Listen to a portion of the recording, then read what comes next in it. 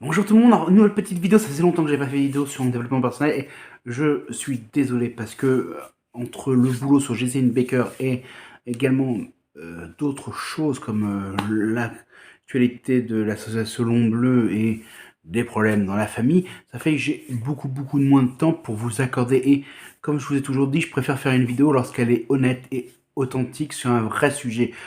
J'essaie d'écrire au maximum le nombre de sujets à l'avance, mais il y a le souci, c'est que je veux toujours que les exemples soient d'actualité réelle et vraie. Et là, aujourd'hui, j'ai envie de te parler d'une chose, c'est que je ne sais pas si tu as déjà ressenti ce souci, c'est que dans ta vie, peut-être que tu as vu des périodes où tu te sentais coupable d'aller bien parce qu'autour de toi, des personnes allaient mal. Bien, je vais te dire une chose, c'est tout à fait normal.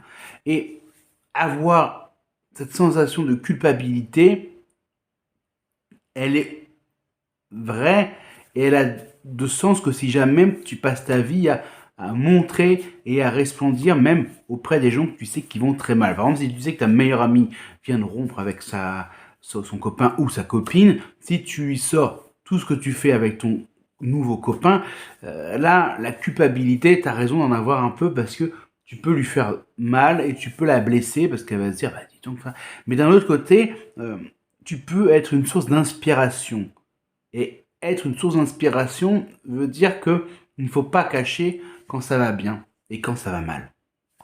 C'est ça, l'authenticité. Et nous sommes dans une sorte de société où Instagram, TikTok, surtout Instagram, nous pousse à toujours montrer le meilleur de nous-mêmes, mais rarement nos périodes sombres. Alors que montrer qu'on allait mal, c'était quelque chose qui allait souvent de pair avec l'époque MSN où là, on montrait qu'on allait mal. Avec Facebook, ça s'est un peu ralenti parce qu'on est vraiment maintenant dans l'image de la feel good attitude, de ça va bien, toutes ces choses-là, et on en oublie que parfois on peut aller mal.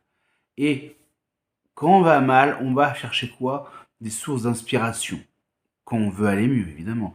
Et parfois, on est le modèle de quelqu'un. Et être le modèle de quelqu'un veut dire qu'il ne faut pas cacher quand on va bien et il ne faut pas cacher quand on va mal. Parce que cette personne-là va partir du principe que si on commence à nous cacher des choses, on n'est pas authentique et sincère avec elle. Et c'est pour ça que j'ai envie de te dire que si parfois tu as l'impression que tu vas bien, que ça va bien dans ta vie, et que tu te sens coupable parce que d'autres personnes euh, ne vont pas bien, ce que tu peux faire, c'est essayer de les aider. Mais il ne faut pas cacher que tu vas bien.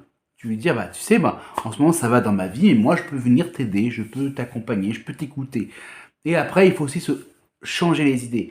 Aide-la à se changer les idées. Je pense que ça, c'est la chose la plus importante quand tu veux aider quelqu'un, c'est savoir jauger quand il faut écouter, recevoir, et savoir jauger quand il faut l'accompagner pour se changer les idées. Parce que parfois, les gens dépriment, mais c'est que quelque chose qui est passager. C'est-à-dire que comme la personne a moins d'activités, moins de choses à faire, elle se met à ressasser le passé. Dans ces cas-là, il suffit que la personne fasse une activité, se change les idées et ça va mieux. Parfois, on peut aller très mal dans les cas de figure où c'est quelque chose qui est réellement dû à un changement dans notre quotidien ou quelque chose, une nouvelle ou sur laquelle on n'a pas forcément euh, la possibilité d'agir. Et bien souvent, en fait, on a la possibilité d'agir en essayant de contourner un problème. Mais contourner un problème, ça dépend de notre part d'implication dans le problème. Par exemple, si ta mère ou ton père ou ta meilleure amie tombe subitement malade, euh, tu peux agir en essayant de l'aider, mais même si tu l'aides, elle restera malade. Et donc, certaines personnes vont, c'est dans cette capacité à ne pas pouvoir aider et résoudre le problème sous-jacent, qui vont se sentir inutiles et vont se déprimer. Et là, j'ai envie de te dire, en tant que bon ami, c'est essayer de lui rappeler que son rôle d'accompagnant, qui est de d'aider cette personne-là, d'agir avec elle, d'essayer de la soutenir, mais tu ne peux pas faire plus que ça. C'est-à-dire que c'est comme ça. Tu ne peux pas faire plus que ça. Tu ne peux pas soigner quelqu'un. Tu ne peux pas la sauver lorsque ça ne dépend pas de toi. Et c'est pour ça que j'ai envie de te dire que, en tant que personne, si tu es le modèle de quelqu'un, ou si tu as des amis, si des gens t'aimes bien, ils comprendront que tu as le droit au bonheur individuellement et que c'est pas parce que tu es heureux, c'est pas parce que tu es bien dans ta peau et dans tes baskets que tu vas changer avec elle. Parce que en fait, on a l'impression que les gens qui sont heureux vont nous lâcher parce que bien souvent, on s'entoure de mauvaises personnes, des personnes qui finalement vont être là avec vous que quand elles vont mal et quand elles vont très bien, disparaissent. Mais ces personnes-là, en fait, sont des gens qui sont peut-être pas vraiment vos amis, ou peut-être simplement qui, quand elles vont bien, partent du principe que elle sait d'avance que vous allez mal ou que ça va pas très bien dans votre vie et elles veulent pas vous ajouter du poids. Et cette lecture-là de ce silence qu'on peut ressentir certaines personnes est forte.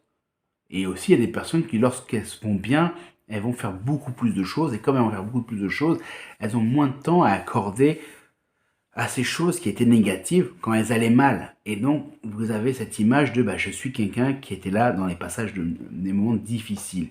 Et il faut pas oublier une chose, c'est que souvent les gens s'en souviennent. On a l'impression que les gens ne s'en souviennent pas, mais on se souvient toujours des gens qui ont été là dans nos moments difficiles.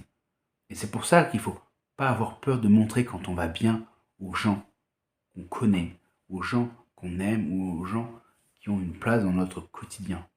C'était la nouvelle vidéo du mec qui passe. Si t'as aimé, n'hésite pas à la partager. C'est vraiment une idée globale sur tout ce qu'on peut ressentir quand on a des passages de vide ou des passages positifs. Et ça, c'est essentiel. Savoir reconnaître quand ça va bien et ne pas avoir peur de montrer quand ça va bien, mais ne pas avoir peur non plus de montrer quand ça va mal.